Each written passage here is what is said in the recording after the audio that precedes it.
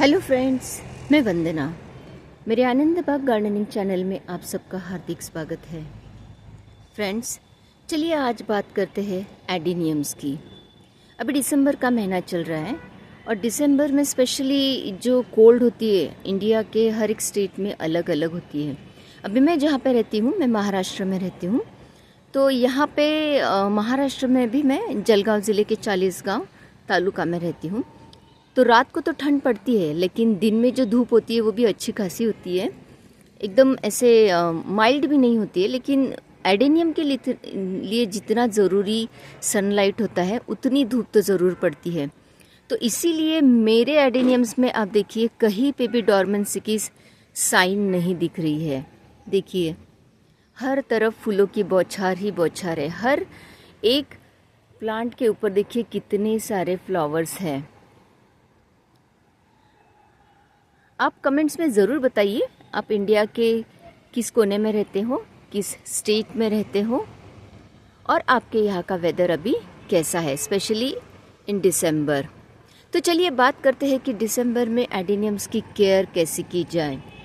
तो एडेनियम्स के लिए 3 जो इम्पोर्टेंट फैक्टर्स होते हैं उसके हिसाब से हमें एडेनियम की केयर करना बहुत ज़रूरी है। उनमें से सबसे इम्पोर्टेंट जो होता है वो होता है सनलाइट। अभी देखिए एडेनियम के बारे में मैंने बहुत सारे वीडियो, अभी मैंने ये सारी चीज़ें यूट्यूब से ही सीखी है।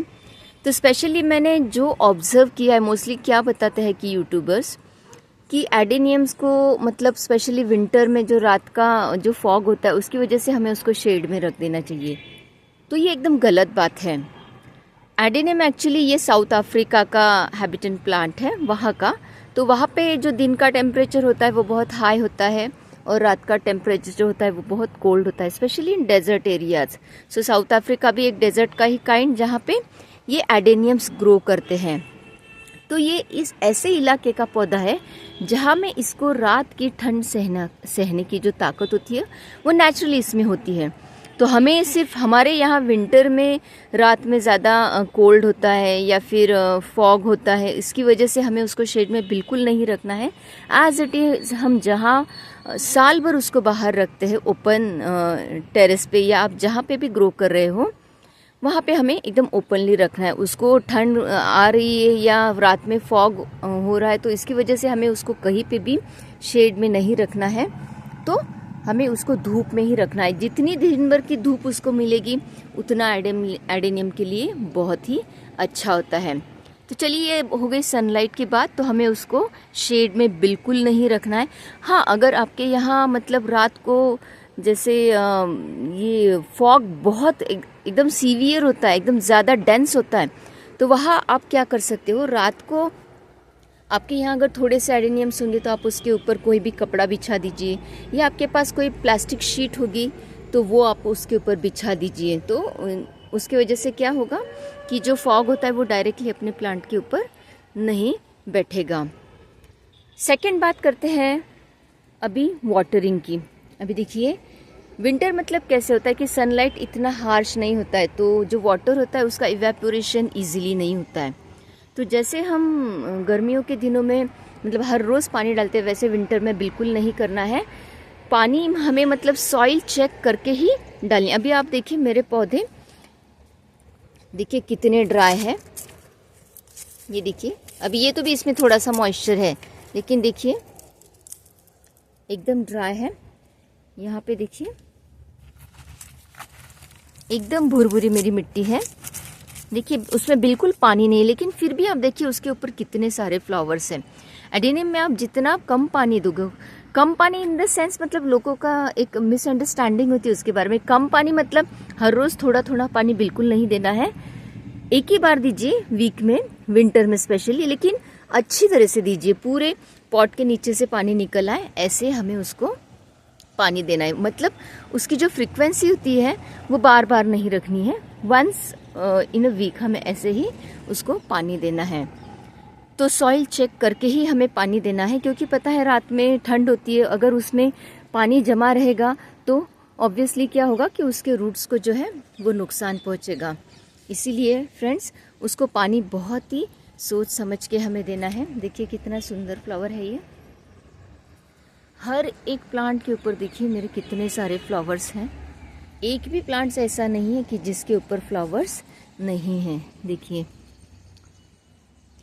ये जो ये मेरे प्लांट्स दिख रहे हैं, आप बोलोगे कि इसके ऊपर तो कुछ फ्लावर्स नहीं दिख रहे हैं, लेकिन मैंने अभी ये लेटेस्ट अभी जो ऑनलाइन परचेस किए थे उसकी वजह से उसके ऊपर एक बार फूल आकर चले गए। और आप देख रहे हैं कि अभी इसके ऊपर पत्ते भी नहीं हैं, क्योंकि अभी ठंड तो अच्छी तरह से गिर रही है लेकिन दिन में धूप भी पड़ती है। इसीलिए क्या होता है कि जो एडेनियम्स होते हैं वो नेचुरली जैसे ही ठंड होती है वैसे अपने लीव्स जो होते हैं वो शेड करना शुरू कर देते हैं। लेकिन देखिए मोस्ट ऑफ द प्लांट्स के ऊपर मेरे बहुत सारे फ्लावर्स अभी भी हैं, मतलब पत्ते नहीं है लेकिन फ्लावर्स बहुत सारे। देखिए इसके ऊपर भी देखिए पत्ते आपको बहुत कम दिख रहे होंगे। ठीक है, तो ये हो गई वाटरिंग की बात। तो हमें watering in comparison to summer हमें बहुत ही अभी मतलब उसकी जो फ्रीक्वेंसी है वीक में वो कम करनी है। उसके बाद जो पॉइंट आता है वो आता है फर्टिलाइजर्स। देखिए अभी विंटर ऐसा सीजन होता है कि स्पेशली ये जो प्लांट्स है डॉर्मेंसी में चले जाते हैं। डॉर्मेंसी मतलब क्या, जैसे कि प्लांट्स अपना काम करना बंद कर देते हैं। वो जो उसका ग्रोइंग पीरियड्स होता है वो अभी नहीं है, वो उसका जो ग्रोइंग पीरियड होता है वो अभी क्या होता है वो बहुत स्लो हो जाता है। इसकी वजह से अगर आप उसके अंदर फर्टिलाइजर डालोगे तो क्या होगा, फर्टिलाइजर वो जो सॉइल है उसमें वैसे ही पड़ा रहेगा। और अगर आपको पता है फर्टिलाइज़र वो चाहे केमिकल हो या बायो फर्टिलाइज़र हो, वो अगर सॉइल में रूट्स के पास वैसे ही पड़े रहेंगे तो ऑब्वियसली वो रिएक्ट करेंगे और उसकी वजह से क्या होगा कि हमारे जो रूट्स हैं वो डैमेज हो सकते। इसीलिए अभी आपको बिल्कुल कुछ भी फर्टिलाइज़र, स्पेशली तो केमिकल फर्टिलाइज़र तो बिल्कुल भी नहीं देना है। इससे आपके पौधों को श्योरली मतलब नुकसान ही होगा। उससे अच्छा है अभी डॉर्मेंसी पीरियड जाने दीजिए और उसके बाद ही जैसे स्प्रिंग सीजन चालू हो जाएगा फरवरी में, तब हमें उसके अंदर अच्छे से फर्टिलाइज़र डालने हैं। मैं तो मोस्टली जो काउडंग मैन्योर होता है या गोट मैन्योर होता है यही डालती हूँ। केमिकल फर्टिलाइजर्स मोस्टली मैं यूज़ नहीं करती हूँ। डीएपी में यूज़ करती हूँ, लेकिन वो भी जो बायो होता है वही बायो डीएपी में यूज़ करती हूँ। उसके बाद जो पॉइंट आता है फ्रेंड्स वो आता है, देखिए पौधों का जो क्लीनलीनेस होता है वो हमें रखना है। अभी देखिए मेरे पौधे इतने बड़े बड़े हैं कि उसके प्लांट्स के जो लीव्स हैं वो हर रोज़ ही गिरते हैं। मैं हर रोज़ उसको क्लीन करती हूँ।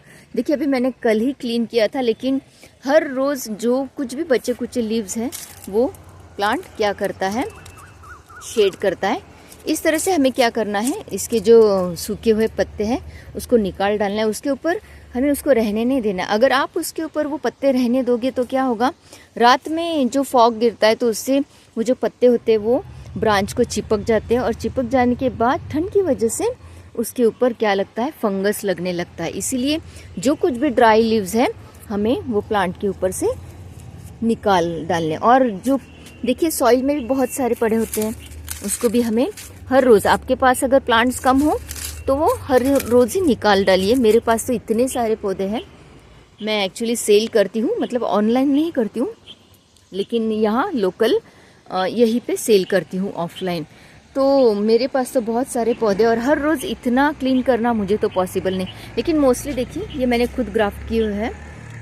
मोस्टली किसी में भी ज़्यादा कुछ जो पत्ते हैं वो नहीं है। जितना ट्राई हो सके मैं करती हूँ क्लीन। देखिए नीचे भी कितने सारे पत्ते गिरे हैं। तो ये अब पत्ते आप फेंकिए नहीं, ये इसके आप क्या करो, एक ऐसे पॉट में उसको कलेक्ट करके आप इसका लीफ मोल्ड कंपोस्ट बना सकते हो। देखिए बहुत सारे पत्ते गिरे, तो हमें ये हमेशा टाइम टू टाइम क्लीन करना है। चलिए मैं आपको उस पार्ट का दिखाती हूँ। ये देखिए ये मेरा दूसरा सेक्शन है। यहाँ पे बहुत सारे बड़े बड़े एडेनियम्स हैं। देखिए फ्रेंड्स कैसे लग रहे हैं मेरे प्लांट। और ये तो देखिए ये सेल करने के लिए बिल्कुल रेडी है। कितने सुंदर लग रहे हैं। अभी देखिए कोई बोलेगा कि ये डॉर्मेंसी का पीरियड है करके, बिल्कुल भी नहीं। मतलब समर में जितने फ्लावर्स होते हैं ना उससे ज़्यादा अभी दिसंबर में हमें वो देखने को मिल रहे हैं। और अभी मैंने उसमें फर्टिलाइज़र भी कुछ भी नहीं डाला है। देखिए फिर भी तो ये आप यही कह सकते हैं कि ये नेचर का कमाल है, लोकेशन का कमाल है। और सबसे ज़्यादा इम्पॉर्टेंट वो होता है सनलाइट। सनलाइट अगर पौधों को अच्छी मिली तो वो फूल भी अच्छे से देते। आप देखिए अभी ये मेरे पूरे ओपन टेरेस के ऊपर ऐसे ही साल भर ऐसे ही पड़े होते हैं। ये नियर अबाउट 1 साल के मैंने ग्राफ्ट किए हुए पौधे हैं। मतलब 1 साल का प्लांट 1 साल से भी ज़्यादा कम होगा शायद। और उसके ऊपर ग्राफ्टिंग के बाद 2-3 महीने में, मैंने मानसून में उसको ग्राफ्ट किया था, और 2-3 महीने में देखिए कितने अच्छे से इसकी ग्रोथ हुई है और फ्लावर से पूरा भरा हुआ है, डिफरेंट डिफरेंट कलर्स के। देखिए कितने सुंदर लग रहे हैं। तो डॉर्मेंसी तो मेरे लिए, मेरे गार्डन में तो सिर्फ ये एक नाम के लिए डॉर्मेंसी, सिर्फ देखिए प्लांट्स के जो लीव्स हैं वो प्लांट ने क्या कर दिए है, गिरा दिए, शेड कर दिए। लेकिन आप देखोगे फूलों की कोई भी कमी नहीं है यहाँ पे, हर जगह फूल ही फूल है। मतलब ऊपर टेरेस पे है तो आते जाते लोग इतने देखते हैं कि मतलब बहुत सुंदर लगता है ये। मुझे तो बहुत ही अच्छा, मैं ज़्यादा से ज़्यादा मेरा जो इवनिंग का टाइम होता है वो यहीं पे स्पेंड करती हूँ। देखिए यहाँ पे भी मेरे और कुछ एडेनियम है। हर एक प्लांट के ऊपर आप देखिए कितने सारे फ्लावर्स हैं, देखिए। और अभी जिस प्लांट में अगर आप देखिए यहाँ ऐसे इसको ये सेइंग लगती है, इसमें सीड्स, ये इसको सीड पॉट कहते हैं। अभी ये विंटर में थोड़ा कम ग्रो करता है, लेकिन ठीक है, ठीक ठीक ही चल रहे हैं अभी वो। ये देखिए यहाँ पे भी लगा है सीड पॉट, बहुत ही हेल्दी है। ये सिंगल पेटल ग्राफ्टेड है, देखिए बहुत हेल्दी ये सीड पॉट, बहुत सारे सीड्स मिलेंगे मुझे। देखिए बहुत ही सुंदर लग रही है। ये सिंपल ओबेसम है, लेकिन दिखने में तो बहुत ही सुंदर दिख रहे हैं। तो फ्रेंड्स बताइए ज़रूर मेरे एडेनियम आपको कैसे लगे। बहुत बड़े बड़े प्लांट्स है ये, देखिए। और ये नीचे अभी ग्राफ्ट करने के लिए रेडी है, लेकिन अभी मैं उसको फरवरी में, या थोड़ी सी ठंड कम हो जाए तब मैं उसको फिर से ग्राफ्ट करना शुरू कर दूंगी। तो चलिए फ्रेंड्स देखिए विंटर में आपको क्या करना है, एक बार मैं फिर से रिवाइज कर देती हूँ आपको।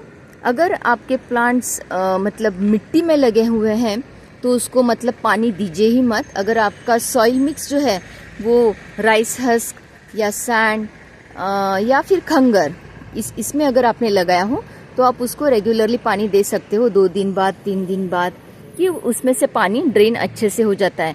लेकिन आपका जो सॉइल मिक्स है वो वाटर ड्रेनेज प्रॉपरली नहीं कर रहा है, तो पहले उसको चेक कीजिए और उसके हिसाब से आप उसको पानी दीजिए, अदरवाइज आपके पौधे डैमेज हो सकते हैं।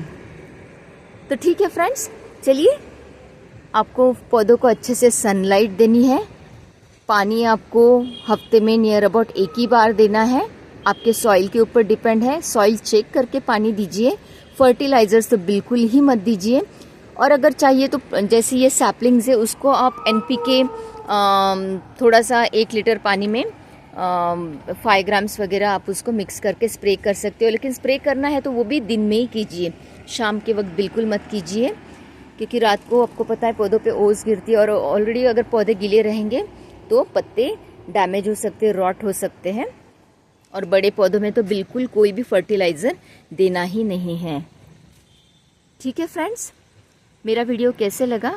अगर आप चैनल पे नए हो तो मेरे चैनल को लाइक, शेयर और सब्सक्राइब ज़रूर कीजिएगा। मैं एक नई यूट्यूबर हूँ तो आपके सपोर्ट की मुझे बहुत ही ज़रूरत है।